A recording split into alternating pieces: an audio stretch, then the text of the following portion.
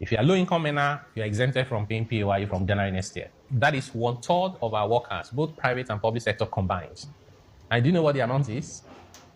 100,000 naira or less. 1/3 of our people who are working cannot boast of 100,000 naira a month. Life is hard. Like, how do you even survive with 100K in a month? And we still collect taxes from them.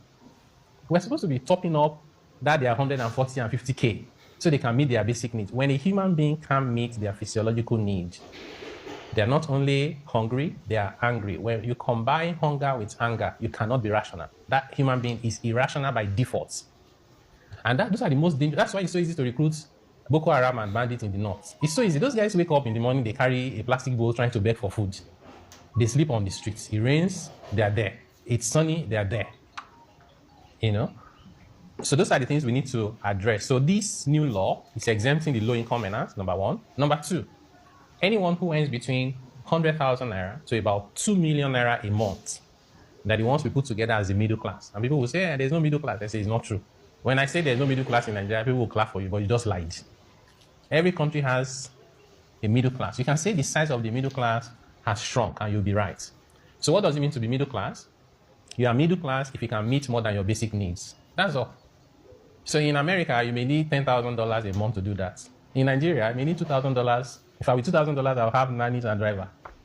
Buy food, you know your basic needs: food, health, education, shelter, that's rent, and transport. If you can go on vacation, you are middle class. If you have a car, you are middle class. Right? I can give you, so we're not debating who is middle class anyway. I'm just explaining to you how we came up with what we did.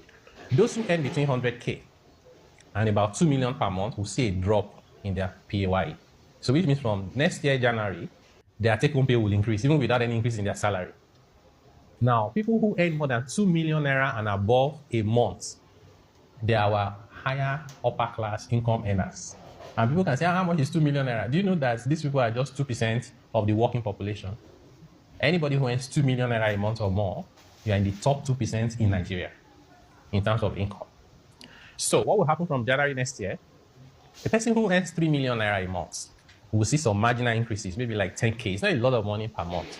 I know it's hard to even part with an additional 10K. If you earn 10 million naira per month, your additional tax would increase. You might get to 500K a month. If you earn 20 million naira and so on and so forth. But before you can even get to 25% of your income as tax, you must be earning at least 120 million naira a year. There's also another objective of economic growth. We're very clear from day one, and that remains the case up until now, that the fastest and the most sustainable way to generate revenue is to allow the economy to grow. If I'm unemployed, you can have the best personal income tax law. Your tax authority can be the most efficient in the world. You can't collect personal income tax from me because I am unemployed. If you'd like me to pay personal income tax, let's start our conversation with how do I get a job? Or better still, how do I become an employer? So that is the magic of economic growth. That is why you see all over the new tax laws, there's no emphasis on new taxes.